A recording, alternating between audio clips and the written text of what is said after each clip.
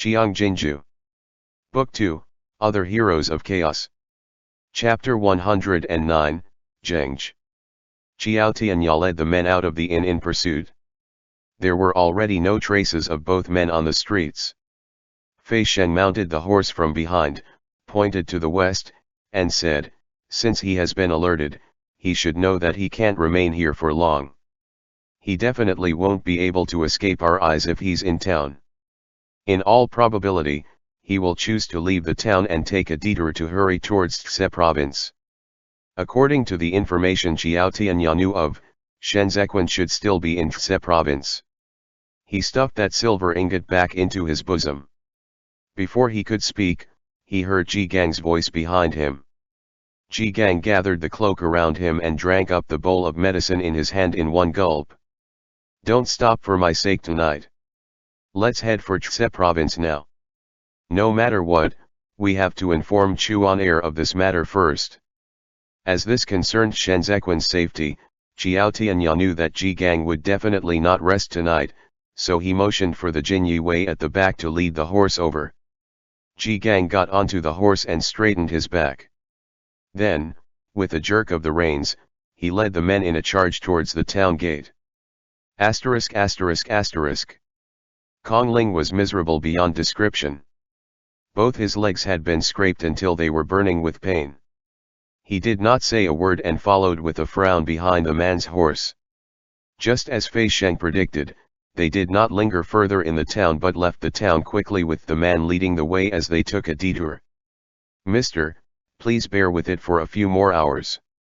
As the man spurred his horse on, he looked back to shout, "We will be able to reach the foot of Tse province's city gate before daybreak." Kong Ling panted as he nodded and said, "Seems like the road is full of forked paths around here. I don't think they would be able to catch up even if they wanted to. But the rain has already stopped." The man's stamina was so good that he did not even gasp for breath even once for the entire journey. He continued, "Mister, there's no way our trail can be covered up now. They are bound to speed up their pursuit of us." Kong Ling pulled at the robe on his knees. He gritted his teeth and said, "Continue on. Warrior, we'll continue on our way. As long as we can reach the foot of Tse province's city gate, we can avert disaster." That might be the case. But the path they had been taking was very muddy after they diverged from the public road. With their hooves stuck in the mud, the horses could not run at their full speed, and so it was with difficulty that both men traveled. Looking at the man's back, Kong Ling sighed and said emotionally, "It's all thanks to your help this time. If you still insist on returning to Lei Changming after we arrived at Tse province, I'll select the best horse for you." The man let out a hearty laugh and said, "Mister, there's no need to stand on ceremony. This is what I should do. I'm just a soldier who only knows how to fight and kill.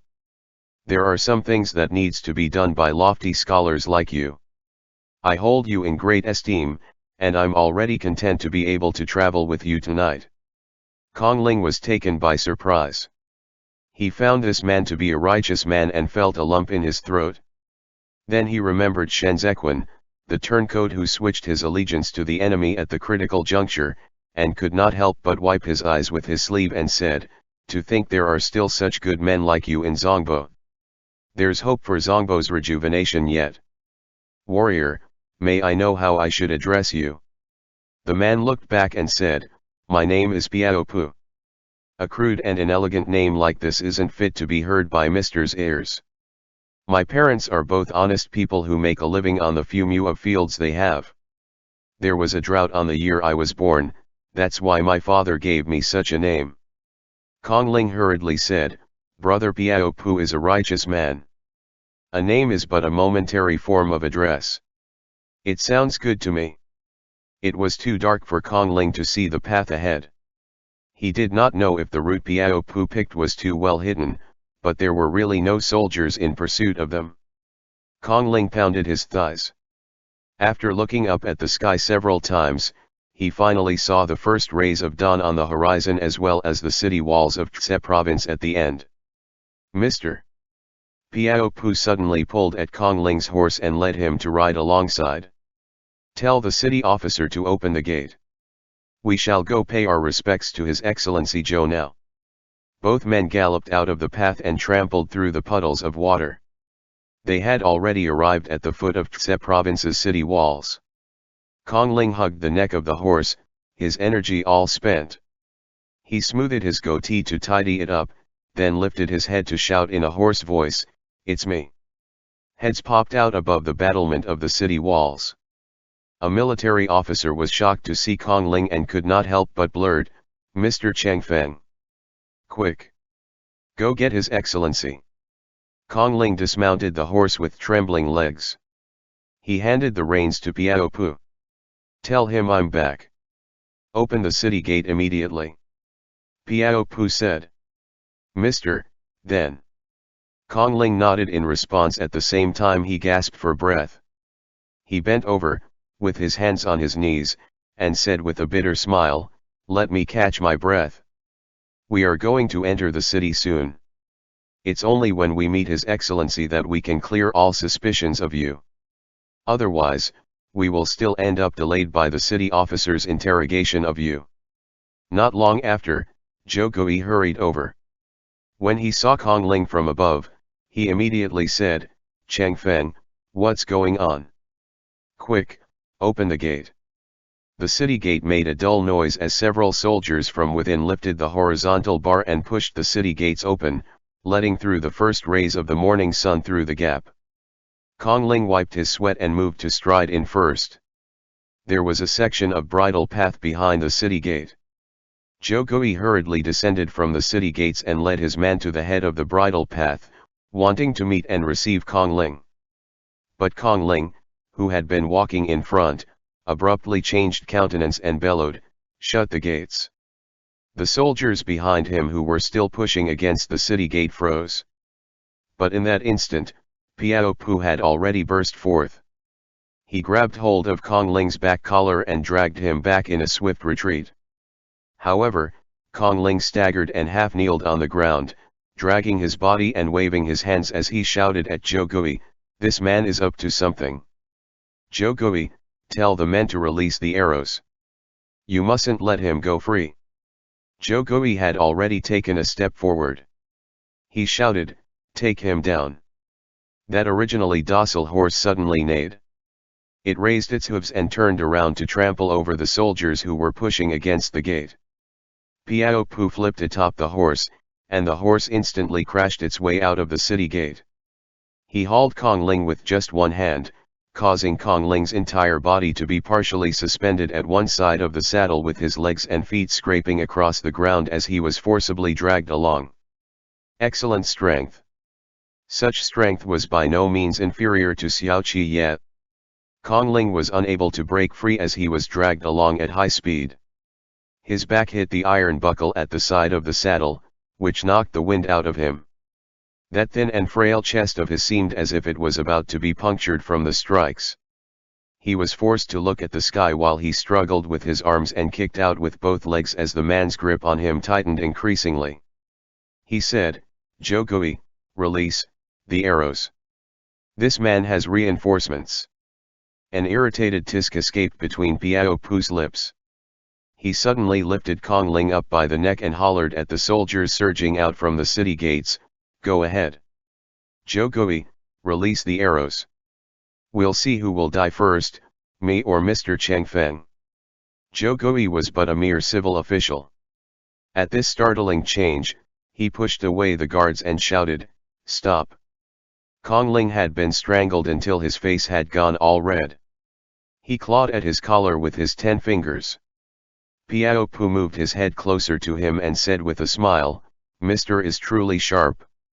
Weren't you still regarding me as a righteous man on our way here? So why have you suddenly turned against me?" "Tantai. Tantai Long soldiers," Kong Ling gasped and said with difficulty, "are all from the three prefectures in the east. None of them is familiar with the roads in Tse province." Piao Pu burst out laughing. He settled down on the horse and said, "So I see. Mr. is truly formidable. You were still acting with such sincerity earlier. But since I've already arrived at Tse province, do you think you can simply settle the matter by tricking me into the city and killing me? He turned his head to the side and spat. Too late. With that, those pursuing soldiers who had vanished earlier came forth from behind. Although they did not have the uniformed armor expected of a regular army, their numbers were terrifying. They were all dressed in various kinds of clothes, holding up their broadswords and swords as they urged their horses through the woods and grasses in a straight charge forth. Kongling could not even catch sight of the end of their line. I told Lei Changming to tell you people a few months back that we want grains. Instead, you let the imperial army into the territory and let Xiao Qiye take over our granary. Lei Jingzhi flung Kongling to the ground. Reining in the turning horse, he motioned to Zhou Gui, do you think you can scare me into retreating by relying on Xiao Qiye's 20,000 strong imperial army? I repeatedly sent men to persuade you to surrender and pledge allegiance to me, but you keep putting off giving me an answer. Zhou Gui, you are now a traitor who financially aids the rebels. I'll rid the people of a scourge by massacring Tse province today. Zhou Gui looked at those more than 10,000 men and his heart went half cold. He even felt a little dizzy. He hastily held on to the person beside him for support and squeezed out the words through gritted teeth, I can open the granary and give you grains. But you mustn't hurt the commoners of Tse province. Lei Jingzhi cracked the whip, and the bandits behind him roared with laughter. The hooves of his horse trod around Kongling, and those people surrounded Kongling, forcing him to roll and crawl. Lei Jingzhi pointed to Kongling on the ground with his horsewhip and said, now I'm the host, and you're the guest. The granary is already mine, whether or not you open it up. The fuck you still dare to negotiate with me when I'm taking my men home to eat? Zhou Gui staggered a few steps and fumed, we have already filled up half a granary worth of grains for you Mount Luo bandits last year when Tse province was hit with famine. If not, how many people on Mount Luo would have starved to death? Can't you spare the commoners of Tse province on account of this favor we've done you? What nonsense are you spouting? Lei Jingzhi's expression suddenly underwent a change. He said coldly, Lei Changming bought those grains last year with money at my behest. That was right. Lei Changming did indeed pay for the grains last year. But he bought half a granary worth of fine rice in Tse province at the dirt cheap price of unpolished rice. The total amount paid was so meager that it was not even enough to send away a beggar in Tse province. Zhou Gui was so stunned by his brazenness and shamelessness that he could not breathe. Thumping his chest and stamping his foot in anger, he said, Are you people still human? Don't even think of entering the city today. Lei Jingzhi had already run out of patience. He knew that he would not be able to hide the truth at Lei Changming's end for long. The imperial army was very likely to be on the way already. So, he lowered his voice and growled, Zhou Gui, I merely want to enter the city to play for a few days. Must you insist on fighting with me against overwhelming odds like you would throw an egg against a rock? Kongling trembled as he hunched over in the mud and let loose a sneer. With a fling of his sleeve, he pointed at Lei Jingzhi and let fly a torrent of curses, play for a few days. When have you ever kept your men under control of all the times you people entered the city? For each time Lei Changming comes, more than 10 of the women folk in Tse province would meet their end. Bah!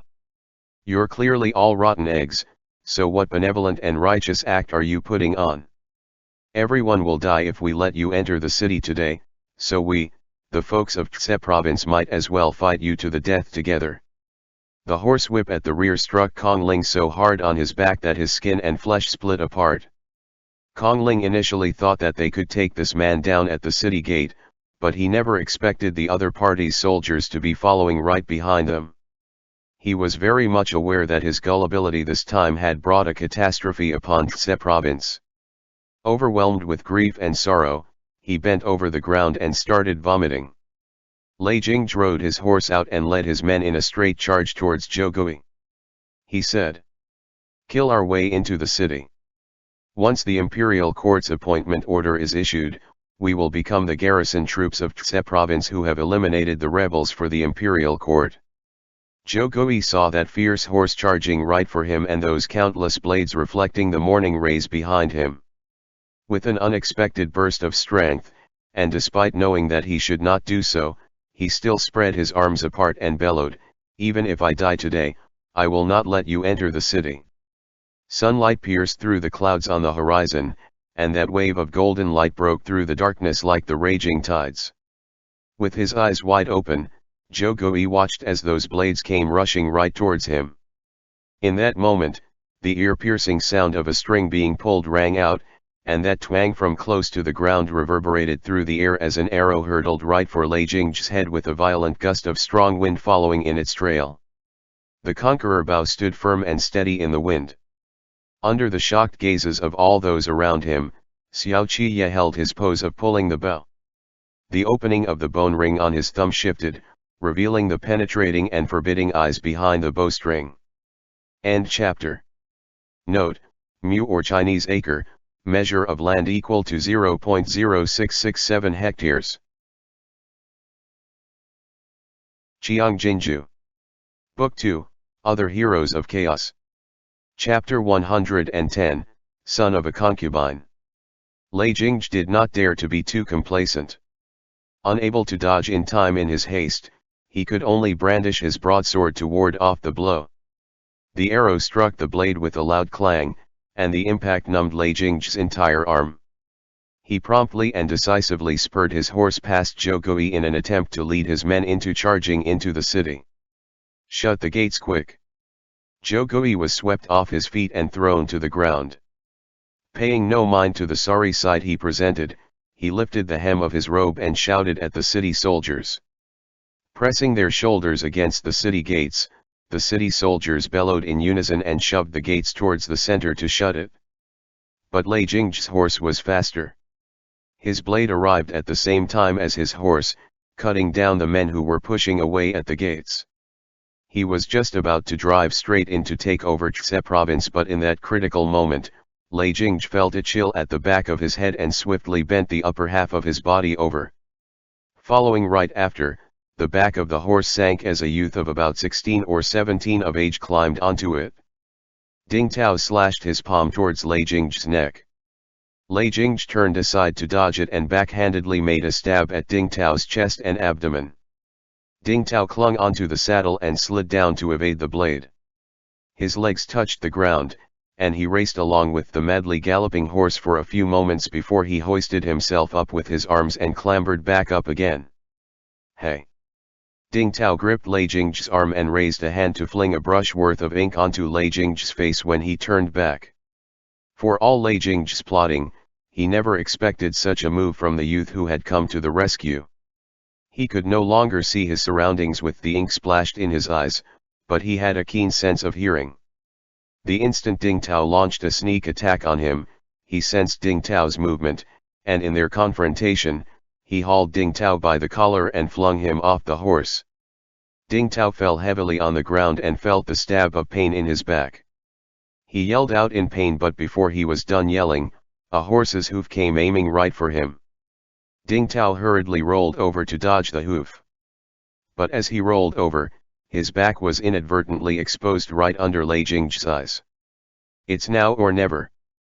Lei Jingzhi promptly hurled his steel blade out.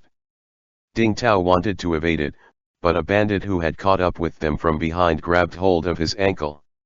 He was forced to sprawl flat in the muddy water. He propped himself against the ground with both arms, wanting to lift himself up, but he was dragged down again. The steel blade was already right behind him. With his face all smeared with filthy mud, Ding Tao gritted his teeth and straightened up his upper body to shout at those in the city, "Open up the south gates. The reinforcements are here." Lei Jingzhi cussed in fury, but then he saw the steel blade he had hurled out intercepted mid-air by an extremely narrow sheath. The impact of the collision sent his blade hurtling off course until it stabbed into the ground at a slanting angle and remained there. Ding Tao was still badly shaken as he turned back for a look. The bandit who had been yanking his ankle earlier was already dead, his head separated from his body.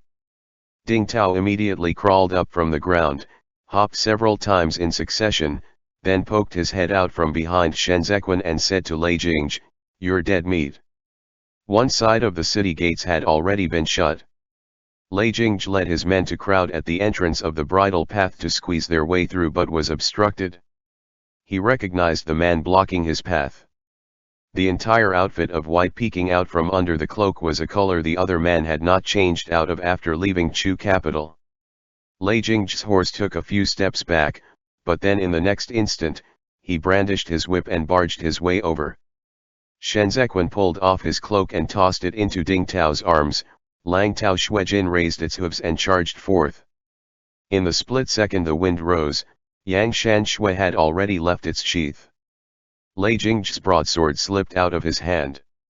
Right before he was about to collide with Shen Zequin, he drew out his subordinate's broadsword in passing. The neighing of the horse was just like the sounding of a war horn. The forces of both powers collided as the edges of their blades met and let out a shrill shriek in unison, the sound so piercing that it made one quake with fear. Lei Jingzhi had encountered an opponent who was completely different from the ones he had faced in the past. That terrifying strength of his seemed to have been plunged into water. No matter how forceful and fierce he was in wielding his blade, it would all be neutralized by a force as gentle as water until it eventually dissolved into nothingness. The more he went all out, the more it felt like he was being led around by the nose by Shen Zequin. Gradually, he found himself trapped into a vicious cycle in which he could never escape from. Lei Jingzhi was very shrewd. He held up his broadsword and pushed back, pretending as though he was going to launch a sudden strike, but in the next instant, he turned around and fled. The earlier opportunity had already slipped him by. He was already harboring thoughts of retreating upon hearing Ding Tao's declaration that the reinforcement had arrived. It was also evident that his men had already been surrounded by Xiao Qiye. If he did not withdraw immediately and insisted on staying on to attack the city, then he would be trapped in a situation where he was besieged on all sides. He would not be able to hold out for long. Retreat. Lei Jingzhi took the lead and turned his horse in the southeast direction. Shen Zequin did not give chase. Xiao Qiye, who was still in the east, leaped onto his horse and led his men to follow after Lei Jingzhi in hot pursuit. Lei Jingzhi whipped his horse and tore off at great speed. Amidst all the jolts and bumps, he looked back and pointed at Xiao Qiye from afar, then at Shen Zequin, and bellowed savagely, "We will meet again." The bandits wore no armors, so their speed was faster. Moreover, they were already good at fleeing to begin with. All of them dashed back to the mountain forest without any regard for battle formation. In the blink of an eye, all of them had fled chaotically, shouting loudly as they hid amongst the undergrowth. Once again, Xiao Qiye lifted the conqueror bow. The sound of the string being drawn on that powerful bow that weighed 100 kati was bone-chilling. Xiao Qiye's eyes stared fixedly at Lei Jingzhi's back. Lei Jingzhi was about to dart into the mountain forest, yet Xiao Qiye still seemed to have no intention of releasing the arrow. With a cry, men whirled around and nosedived down to pounce right at Lei Jingzhi with its sharp talons held in a hook, aiming right for Lei Jingzhi's eyes. Lei Jingzhi knew that this did not bode well, and he was forced to slow down. He waved his hands to cover his face and turned around to dodge the incoming blow. At this precise instant, Xiao Qiye, who was behind him, released his fingers. The arrow burst forth like a golden ray shooting out from the blazing sun, its afterimage and the wind trailing closely behind its tail. In just the moment it took to gasp for breath, it had already arrived right before Lei Jingzhi's eyes. In this perilous juncture of life and death, Lei Jingzhi dragged over his subordinate beside him and leaned the entire half of his body back at the same time he exerted all his strength to shove the man before his own body. The arrow pierced through the chest of the subordinate, and the force of it sent Lei Jingzhi falling off his horse. He rolled on the ground, climbed to his feet, and tossed away the body, then got on his horse and continued to flee. ******. Zhou Gui met Shen Zequin at the foot of the city gates. Not knowing if he should cry or laugh, he wiped his face and said, "What perfect timing. You came just in time." Shen Zequan dismounted to help Kong Ling up personally. He said remorsefully, "I'm sorry to have made Mr. Chang Feng suffer." Seeing his impeccable etiquette, Kong Ling waved his hand. Supporting himself up, he looked at the imperial army and said, "There's no need for the vice commander to take it to heart. I'm willing to do whatever it takes to take down the bandits. But when all is said and done, I did not inform you about things in advance." Shen Zequan turned his head back to call out to Ding Tao, "Go get a clean robe for Mr. and call the physician over, too." For Chse province's sake, Kong Ling would not hold a grudge against Shen Zequan.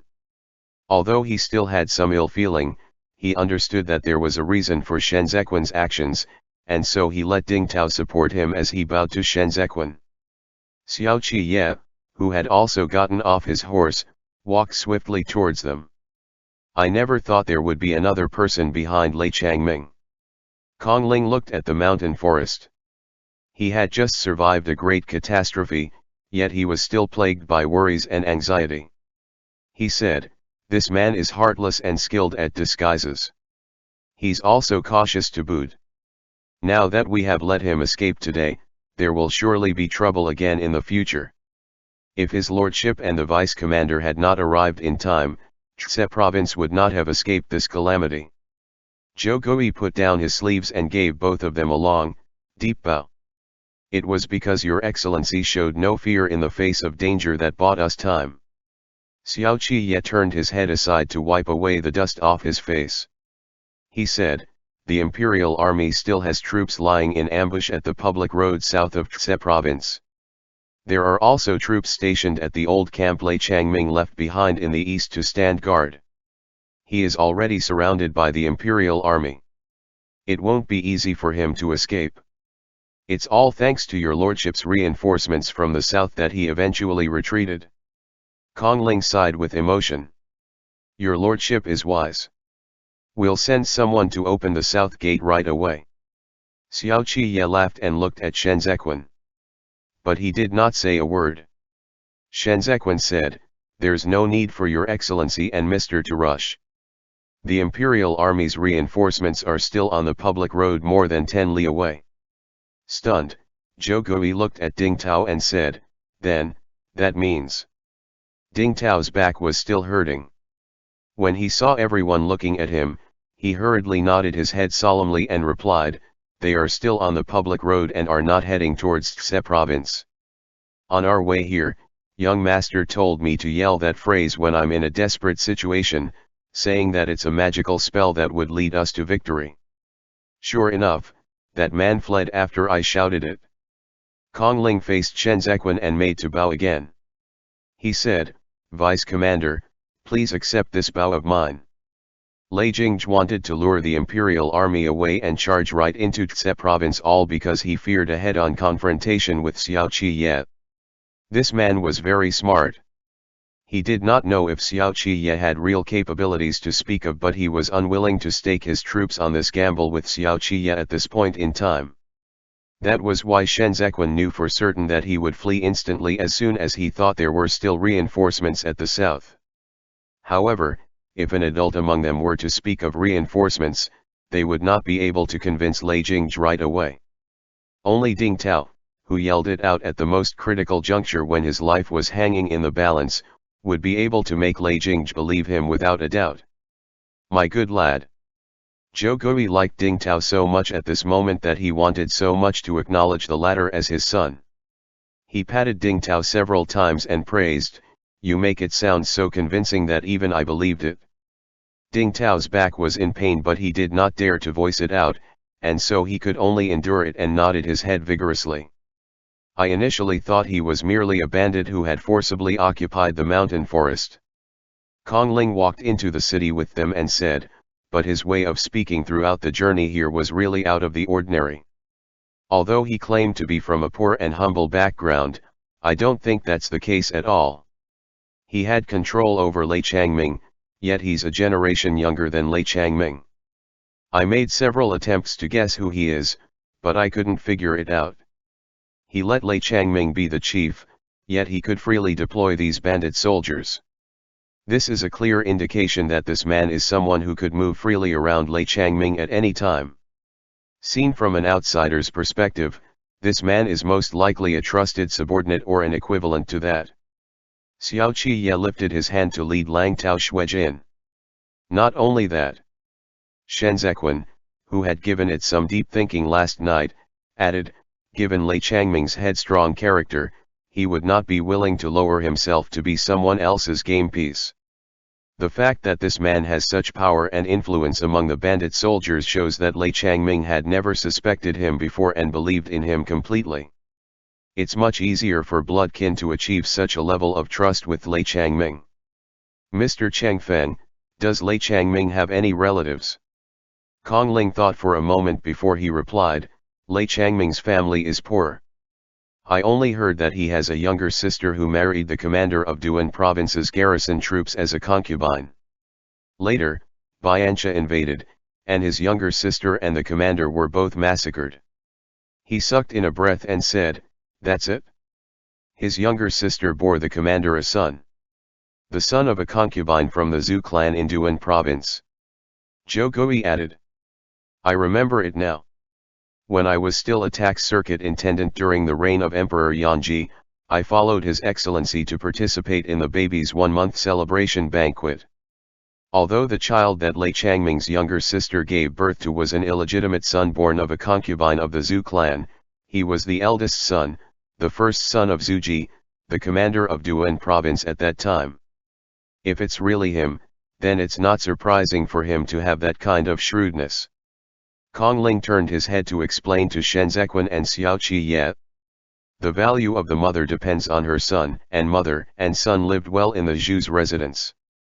But after Zhu Ji's principal wife gave birth to a legitimate son of direct descent, they were both disdained and spurned by Zhu Ji. Just as Shen Zequan was about to ask the name of this person, Zhou Gui suddenly exclaimed aloud and stared dazedly at Shen Zequan. At that time, the vice commander's mother was also present at the full-month celebration banquet. End chapter. Qiang Jin Jiu. Book 2, Other Heroes of Chaos. Chapter 111, Mother. The moment the words left Zhou Gui's mouth, he felt he had been too presumptuous. Shen Zequan's birth mother was called Bai Cha, but she was not a lady of the Bai clan from the Kedong Sijun commandery. She was called by this name because when she was still in the establishment, someone praised her for being as pure as white jade, as if made out of porcelain. Whether her face is heavily or lightly painted, she beats everyone else in the establishment.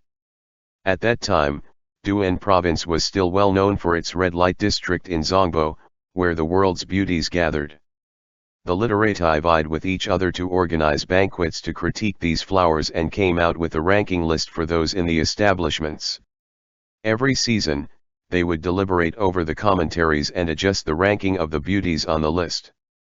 Bai Cha was the most popular flower during the reign of Emperor Yanji, and in all of 5 years, she was never dethroned from her top rank. Each time she listened to the commentary of the courtesans through the screen, everyone in Duan province would turn out en masse. When she danced for the Prince of Jianxing, Shen Wei, there would be huge crowds of people thronging the streets of the establishment. Countless people climbed onto the ridges of roofs or stepped on the shoulders of others, all just to catch a glimpse of that faint figure of hers through the layers upon layers of hanging drapes. Her beauty became more and more legendary in those odes of the flowers that others fall all over themselves to sing. Even Emperor Guangcheng, who resided deep in the imperial palace, had heard of her. Wanting to take advantage of the emperor's inspection tour to catch a glimpse of this beauty in person, he had repeatedly asked Hai Lianji, who was still the Grand Secretariat Deputy Grand Secretary back then, when will the inspection tour be scheduled?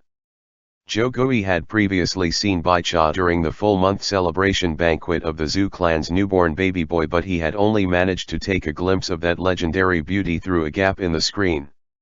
Lei Changming's younger sister was initially from the establishment, too, before she was taken as a concubine by the Duan province's commander. She was a veteran who could already be considered as a madam who could train the fledglings. It was on behalf of the girls of the establishment that Bai Cha went to attend the banquet and give her congratulations. This had all happened many years ago, and Zhou Gui's memory of it was already very vague. But when he looked at Shen Zequin earlier, he realized that Shen Zequin's side profile was rather similar to Bai Cha's, and so in a moment of excitement, he had inadvertently blurted it out. Without a change in expression, Shen Zequin said, "Then that's really a coincidence." He was not intrigued, nor was he worked up. His memory of his birth mother was a blank piece of paper. Even though he had heard hundreds of rumors about her, there was no trace of her in his mind that came to his memories. In this life, the role of his mother belonged to his Xiniang, Hua Pingting, just like the role of his father belonged only to his Shifu, Ji Gang. That was the reason why he would go to great lengths to kill and destroy Ji Lei, who had harmed Hua Pingting. The two people who gave him life were never involved in Shen Zequin's life. Bai Cha died early and never left so much as a word for Shen Zequin, while Shen Wei detested Shen Zequin. The princess, consort of Ji Unseen, was in charge of all domestic matters in the residence. Before the age of 7, Shen Zequin and Shen Wei had only met a grand total of 7 times, and all of that had been during the family feast during the spring festival celebration. He and Shen Wei never even had an exchange of words that would have been expected between a father and son. Shen Wei's loathing of him, however, was evident. They were never like father and son. Rather, they were more like mortal enemies born to abhor each other. Shen Zequin's life in the Prince of Jiangxing's antecedents was confined to a corner of an eve in the inner courtyard where he could not even leave his own courtyard arbitrarily. His daily leisure activity was to sit on the veranda and count the white clouds that drifted past that small corner of the blue sky every day. When he was 7 years old, he could already recognize a lot of words, and he learned all these on the sly by digging his way out of the dog hole in the courtyard every month to eavesdrop under the windows of the school Shenzhuji and his other older brothers attended. At that time, the power struggle between several of his older brothers, who had already come of age, was extremely intense. Even the various concubines of his father were scheming against one another. It was pandemonium in the entire inner courtyard, so much so that even Shen Wei himself was reluctant to return home and stay. He kept a mistress outside the residence, and lived there for several months in a year, turning a blind eye to the strife within the residence. Later, Shenzhuji, who was a son of direct descent born by the principal wife, emerged victorious and sent all his brothers, who were born by the concubines and who had already come of age, away to the various prefectures to take up various respectable sinecures. The princess consort of Ji Unseen was worried that those sons born of concubines who had yet to grow up would later cause trouble again in the future. So, she decided to send them away, ostensibly to settle them down in their ancestral home in Cha province with a teacher hired to teach them. The truth, however, was to eliminate the possibility that a son born of a concubine could ever compete for power again. Shen Zequin was the only son whom Shen Wei personally issued a directive to have him sent to the old residence in Duan province. Shen Wei even refused to let him attend school or even hire a teacher for him. In that residence, he was taken care of by a deaf and dumb old woman servant who was also hard of seeing, while a maidservant his mother had left in the old residence would take over the job if he stepped out of the residence. That woman was greedy for money. Every month, she would siphon off the silver allocated by the Prince of Ji Unseen and cut down on Shen Zequin's meals. 3 meals a day gradually became 2 meals a day until it eventually became 1 meal a day. What's more, the meals were all cold leftovers. When his thought came to this point, he felt a phantom hunger within his stomach. He loosened his grip on Yang Shan Shui and said, "Ding Tao, help Mr. Cheng Feng inside to have a change of clothes. Ian and I will play the host today and invite both gentlemen to a meal. We will talk about it in detail during the feast." Zhou Gui was not an articulate speaker, and Kong Ling was afraid he might say something else to incur Shen Zequin's displeasure, so he hurriedly grasped Zhou Gui by the arm and let Zhou Gui support him into the city. ******. Zhou Gui was still turning around in circles after Kong Ling finished changing his clothes. He said anxiously, "Say, why did I go and mention that?" "Really," Kong Ling said, "of all things to mention, you had to go and mention that. Doesn't bringing it up make it seem like you are suspecting him of being involved with the traitors?" Fortunately, both of them are not suspicious by nature. Otherwise, we would be in a quandary. It was a momentary slip of the tongue. I'll have to apologize to the vice commander later during the feast. Zhou Gui sighed and said, he came to help Qiang province in its time of trouble. I can't trample on his goodwill like this. Don't make a conscious effort to bring it up during the feast. Kong Ling sat up and thought for a moment before saying, if Shen Zequin is such a narrow-minded person, he wouldn't have come. If you take this matter too seriously and insist on apologizing to him, then it look like you and I are the ones who are bothered by it. Besides, he might not really care about this matter. Compared to his mother, Shen Wei is the one who is truly abominable. It was not appropriate for them to let Shen Zequin and Xiao Qiye wait for long. So, they only took a short break before setting off for the feast. Despite it being called a feast, it was actually just a simple lunch. Everyone had been rushing on their way over last night, and then they had engaged in close combat with the bandits at the foot of the city today. Shen Zequin took Kong Ling's age into consideration and did not keep them further to keep them company. Once they were done with their meals, he let Kong Ling head back early for a rest. Xiao Qiye had to make arrangement for the Imperial Army's patrol, and he still had to dispatch someone to the old camp to keep in touch with Tan Taihu. By the time he was done busying around, it was nearly dusk. He searched around and found Shen Zequin at the top of the city walls. There's still work to be done after tonight. Xiao Qiye climbed up to the top of the city wall and said, I thought you were still taking a short break in the courtyard. I slept for an hour. Shen Zequin turned his head back to gaze at Xiao Qiye. There is still something on my mind. I won't be able to sleep even if I try. Xiao Qiye inclined his head and patted Meng, who was perched on his shoulder, to tell it to go and play by itself. He did not have the time to change his clothes, and so there was still dust and dirt on him as he stood beside Shen Zequin. He asked, what can you see from here? Shen Zequin looked at the rise and fall of the mountain forest. The impending darkness that was about to blanket the sky was still huddled among the shade of the trees, while the inclining orange-red sunset shone in the sky at a side. Meng soared among them, like a pebble running rampant among a sea of silk tree flowers, stirring up clouds of waves. The future. Shen Zequin answered calmly. In the future, Qiang province will be the button that connects the Libei's merchant route. We'll open up a bridle path in the southwest that leads straight to He province, and it'll end at the entrance of the berth in He province. That way, from dismounting to embarking, all the commercial goods can arrive at Yangji harbor in half a month.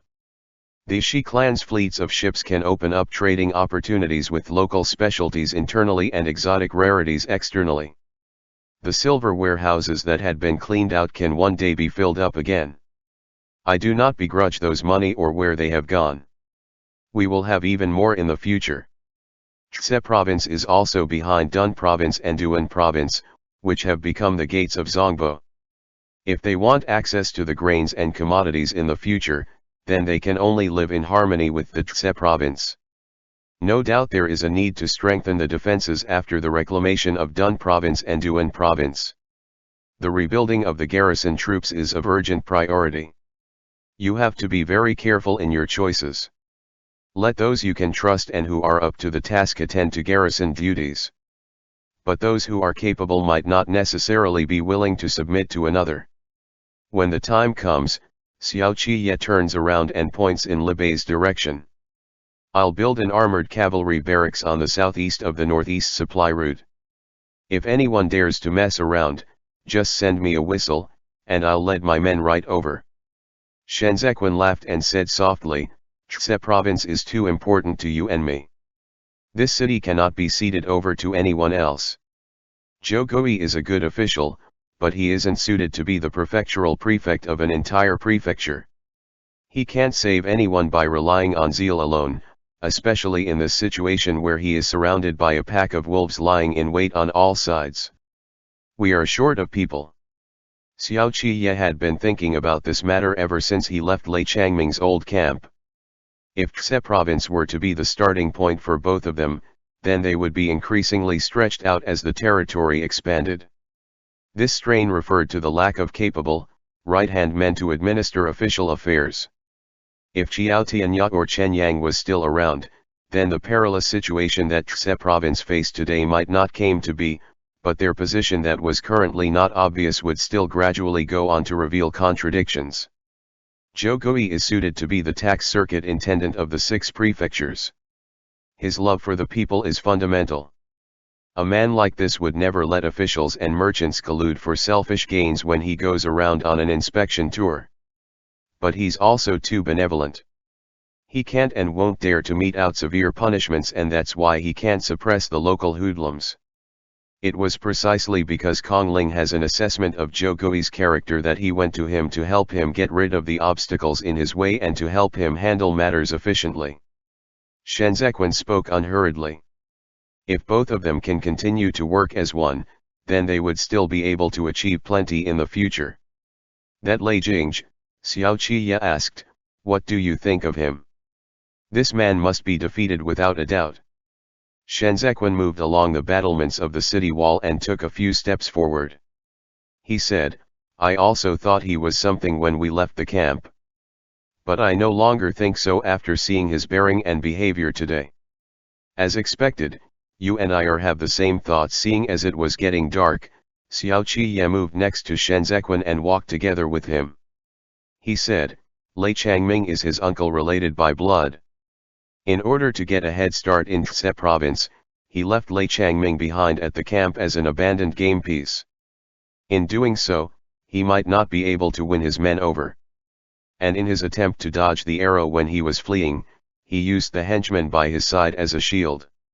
From these 2 incidents, we can see that this man has no lack of shrewdness but is severely lacking in benevolence. If he wants to submit and pledge allegiance to Chu capital and obtain an official position there, he will have to turn the bandits under his command into a regular army. But he still doesn't seem to understand yet that being a bandit is very different from being a general. Prestige and trust are not something that can be accumulated by brutality alone. He keeps changing his orders again and again on the battlefield. As they say, a general does not retract an order he has given. He has to be impartial in dishing out rewards and punishments, and he must remain steadfast and unwavering.